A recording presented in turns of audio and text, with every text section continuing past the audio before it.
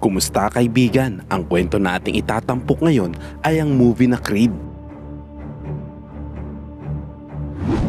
Ngunit bago natin ito simulan, ay maaari ba akong makahingi ng pabor? Pakilike naman ang videong ito at pasubscribe na rin sa aking channel. I-click mo na rin ang notification bell. Muli maraming salamat kaibigan.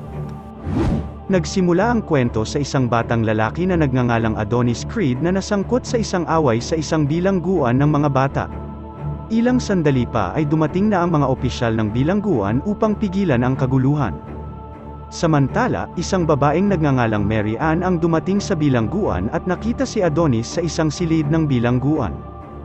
Dahil sa pakikipag-usap kay Mary Ann, nalaman ni Adonis ang tungkol sa kanyang pinagmulan, na siya ay anak ng isang maalamat na boksingerong si Apollo Creed na yumao na, at si Mary Ann mismo ang kanyang madrasta, pagkatapos ay inalok siya nito na tumira sa kanya.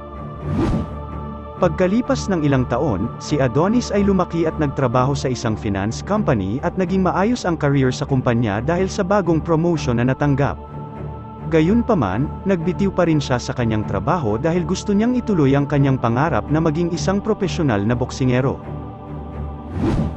Maya-maya, bumisita si Adonis sa Delphi Boxing Academy, isang boxing training gym na pagmamay-ari ng isa sa kanyang pamilya. Nang ipahayag niya ang kanyang intensyon na maging isang profesional na boksingero, ang kanyang tiyuhin na nagmamay-ari ng gym ay hindi pumayag. Ayaw ng kanyang tiyuhin na maranasan ni Adonis ang sinapit ng kanyang ama, na namatay sa boxing ring sa isang laban. Sinabi din nito na walang susuporta at magsasanay sa kanyang hangarin sa kanilang lugar. Nang marinig ito, hindi nagpatinag si Adonis at nagpumilit na sumama sa pagsasanay sa lugar na iyon. Hinamon pa niya ang mga boksingero na nagtitraining doon na labanan siya. At sa wakas, may isang boksingerong nagngangalang Kevin Greer ang tumanggap ng hamon niya. Si Kevin ay may 10 beses na panalo sa pamamagitan ng knockout sa California Golden Glove Champion. Gayunpaman, nang sumapit ang laban, lumabas na kaya siyang talunin ni Adonis sa isang round lamang. Sa kanyang pagkapanalo, naging mas kumpiyansa pa si Adonis at hinamon ang susunod na boksingero. Sumunod ay si Danny Wheeler na siyang pinakamagaling na boksingero sa gym. Ito ay isang profesional na boksingero at nakagawa na ng 18 knockout matches nang hindi natatalo kahit isa. Hindi nagtagal, sa wakas ay nag-compete silang dalawa. Gayunpaman, sa ikalawang laban na ito, makikita na ang kakayahan ni Adonis ay hindi sapat kay Danny. Hindi napigilan ni Adonis ang ginawang pag-atake ni Danny sa kanya na naging dahilan ng pagkatalo niya sa laban. Pag-uwi niya, nabigla at nag-aalala si Mary Ann nang makita ang nagulping mukha ni Adonis. Pinagbawalan niya si Adonis na pumasok sa boxing ring at kung desidido pa rin itong ipagpatuloy ang kagustuhan nito, ay ayaw na niya itong makitang muli.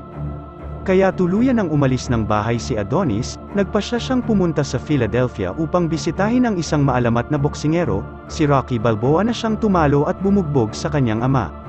Nagkita sila sa Italian restaurant ni Rocky, doon ipinakilala ni Adonis ang kanyang sarili bilang anak ng maalamat na boksingerong si Apollo Creed. Pagkatapos ay hiniling niya kay Rocky na i-train siya upang maging isang profesional na boksingero. Dahil baguhan pa lamang siyang boksingero, hindi pumayag si Rocky na i-train si Adonis. Kinagabihan dahil sa pagtanggi ni Rocky, hindi nakatulog si Adonis ng gabing iyon, lalo na nang ang kanyang kapitbahay ay nagpapatugtog ng malakas na sounds ng bulaklak. Ang bango-bango, ang bango-bango, ang bango-bango ng bulaklak. Gigil na gigil siyang kumatok sa pintuan ng kanyang kapitbahay at naghanda siya ng pang-spray sa mukha nito. Sa hindi inaasahang pagkakataon, ang kapitbahay pala niya ay isang magandang babae na nagngangalang Bianca. Sa sumunod na araw, bumisita si Adonis sa isang boxing gym na tinatawag na Mighty Mix Boxing. Nagparehistro siya sa gym sa pangalang Donnie para pagtakpan ang tunay niyang pagkatao at hindi malaman na anak siya ng isang sikat na boksingero. Siya ay nagparehistro at naging miyembro ng gym. Kinabukasan ay napanood niya ang isang news broadcast tungkol sa isang sikat na boksingero na nagngangalang Ricky Conlan, na nagkansela ng laban sa katunggaling si Danny Wheeler, ang boksingero na nakalaban niya noong siya ay nagsasanay sa gym ng kanyang tiyuhin. Ang cancelled fight ay dahil sa hindi napigil ang emosyon ni Ricky sa weigh-in session na ipinakita sa TV. Sa pangyayaring iyon ay sinampal ni Ricky si Danny sa mukha. Samantala, si Adonis na nagsimula ng magsanay sa boxing ni Mighty Mick, ay sinubukan pa ring makipagkita kay Rocky at humingi ng mga tips sa pagsasanay ng kanyang bilis ng kamay sa boxing. Pinayuhan siya ni Rocky na mag-practice ng seryoso at maayos. Kinabukasan, sa hindi inaasahang pagkakataon, bumisita si Rocky sa kanyang lumang gym kung saan doon din nagti-training si Adonis. Binati ng lahat ng tao sa gym si Rocky at mukhang nagulat sa pagdating niya. Hindi nagtagal ay nilapitan siya ng may-ari ng gym na nagngangalang Pete at ipinakilala ang kanyang anak na si Leo Sporino. Hiniling ni Pete kay Rocky na i-coach ang kanyang anak, na isang profesional na boksingero na may 12 panalo sa pamamagitan ng knockout at isang American Olympic champion. Ngunit, sinabi ni Rocky na ang pagbisita niya sa gym ay para e-train si Adonis. Long story short, sinimula ni Rocky ang kanyang programa para e-train si Adonis. Nagsimula ang pagsasanay sa mga pisikal na ehersisyo tulad ng pagtakbo, pagsasanay sa mga galaw ng kamay, at iba pa, na ginawa ni Adonis nang walang reklamo. Pagkatapos ng training, minsan ay nakikipagkita din si Adonis kay Bianca na unti-unting gumaganda ang kanilang relasyon. Nang makita ni Rocky na gumaling ang mga kakayahan ni Adonis pagkatapos na matrain ito sa loob ng ilang araw, iminungkahi ni Pete kay Adonis na magparehistro para sa isang profesional na laban sa boxing at labanan ang kanyang anak. Noong una, hindi pumayag si Rocky pero sa walang tigil na pamimilit ni Adonis ay napapayag niya ito. Para maipakita ang kanyang pagiging seryoso sa boxing training at para agad siyang makalaban sa professional boxing class, pinilit ni Adonis si Rocky na magbigay ng mas matindi at mas sinsinang pagsasanay. Handa din siyang bumisita sa bahay ni Rocky ng madaling araw para makapag-training. Matapos sumailalim sa masinsinang pagsasanay ng ilang beses, inimbitahan ni Rocky si Adonis na bumisita sa isang boxing gym na tinatawag na Front Street Gym. Sa gym, ipinakilala ni Rocky si Adonis sa kanyang mga kasamahan na nagsasanay doon. Nagsimula ang masinsinang pagsasanay ni Adonis sa Front Street Gym kung saan nagsanay siya kasama ang ilang mga kaibigan sa boxing. Papalapit na ang simula ng laban ni Adonis sa profesional na boxing.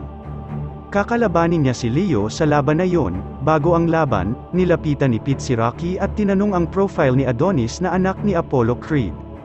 Sa wakas, sinabi ni Rocky ang totoo at hiniling kay Pete na huwag ibunyag sa publiko ang sikretong ito dahil gusto ni Adonis na magpakita ng sarili niyang pagsisikap, hindi dahil sa malaking pangalan ng kanyang ama.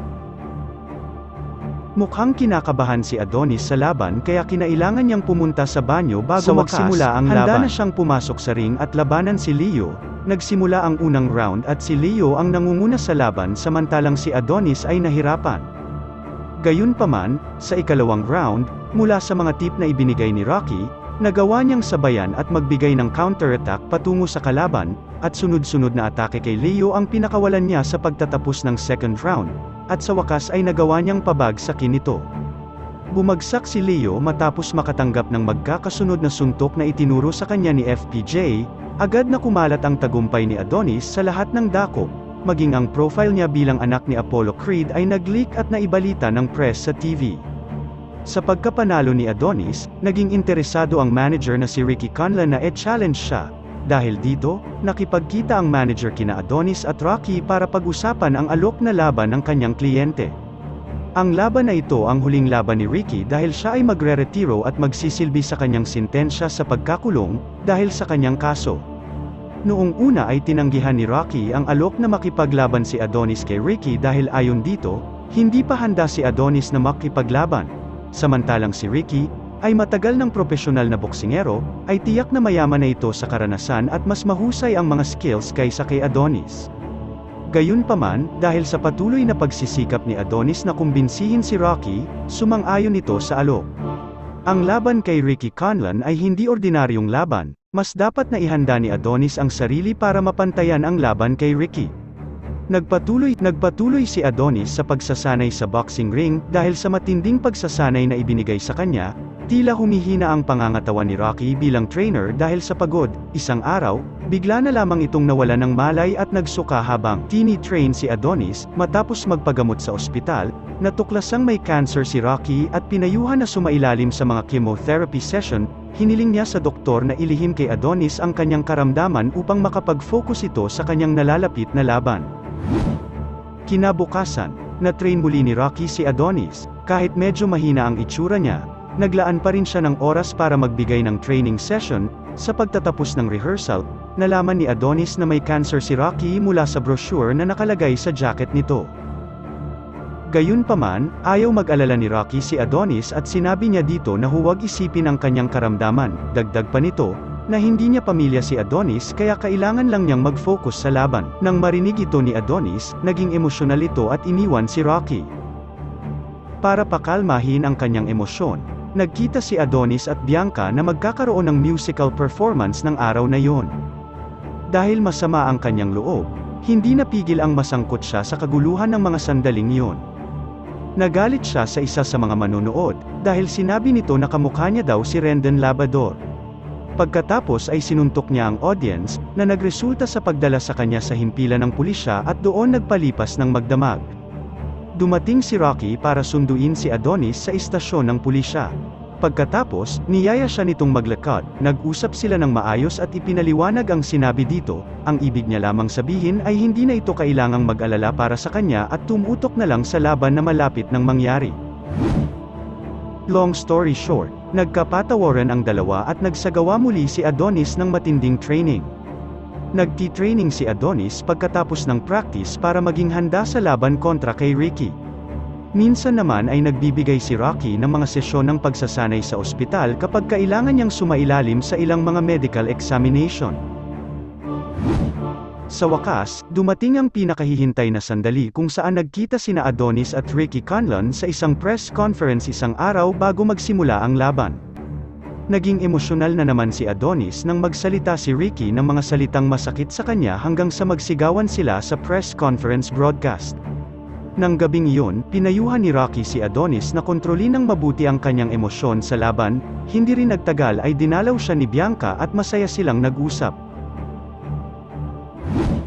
Kinabukasan, dumating na ang pinakahihintay na laban. Kasama si Bianca, dumating si Adonis sa venue ng laban. Pagdating niya doon, nakatanggap siya ng regalo mula kay Mary Ann na ikinagulat niya. Ang regalo ay isang brand new boxer short na ang kanyang apelyido ay nakaberde sa baywang kaya't agad niya itong binuksan at ginamit. Mukha namang kinakabahan si Adonis nang makapasok sa ring dahil halos lahat ng manunood na dumalo sa laban ay sumusuporta sa kanyang kalaban. Nagsimula ang unang round, kung saan ang karanasan ni Ricky bilang profesional na boksingero ay labis na malawak kaysa sa karanasan ni Adonis. Marami sa mga pag-atake ni Ricky ang labis na nagpadaig sa kanya kaya nasugatan ang kanyang mata. Nagpatuloy sa ikalawang round, kung saan makikitang may kakayahan na si Adonis na kontrolin ang sitwasyon.